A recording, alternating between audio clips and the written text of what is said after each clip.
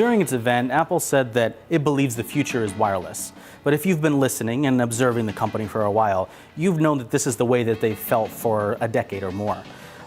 The technology is just starting to catch up, and Apple is doing a little bit to sort of aid and accelerate that process. One of the examples of that is the new AirPods. Apple's AirPods come in a small case like this, which acts as a charging device. They're two Bluetooth headphones separately, not attached by a cord, which is the tradition for a wireless Bluetooth headset. The AirPod case acts as the charger. It charges itself via Lightning port.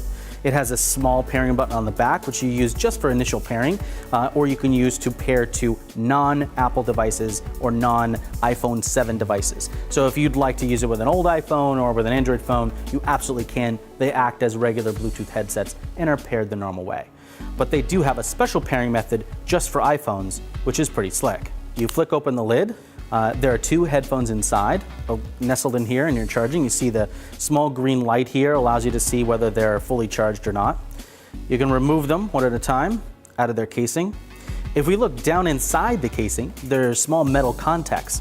Those contacts come into contact with the bottom of the headphone here, and that actually allows each headphone to act as an antenna for the case for the initial pairing and repairing procedures. There's a small audio signal that tells you, hey, it's in your ear, I'm ready to go. And then from that point on, you're just listening to whatever is currently playing on your phone.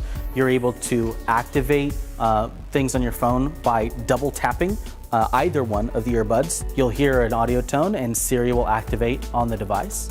You can then ask Siri to do anything you can normally ask Siri to do. When you remove the earpod from your ear, the playback will auto pause, and that's thanks to two small sensors that touch your ear on the front and back here. Once you remove one, you can still begin playback with your other one and do anything you normally would with just one earbud in. So, how do they work? That's the question. The answer is pretty damn good. The Bluetooth connection, because it is a Bluetooth LE connection when it's all said and done, it's strong. 45, 50 feet, open field, it's a little bit longer between walls.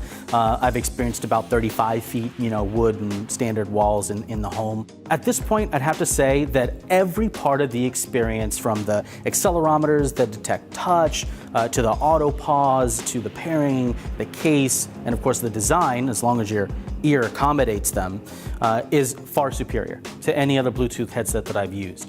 But that being said, the audio quality is about on par. It's not incredibly stellar, although they are very loud, much louder than a standard set of earbuds. If I had one major complaint, it's that the accelerometers are really only used for one gesture, the double tap, which can be used to hang up a phone call or to initiate commands via Siri.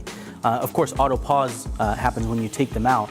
I really wish that there was a single or triple tap to move forward and back in tracks, or some sort of automatic gesture to increase or decrease volume. Because as of now, all of that has to happen through Siri. So for volume up, double tap. Siri, please raise the volume. It's a little bit heavy of an interaction for an earbud. In coming years, I feel that Apple will focus more and more on audio as a platform.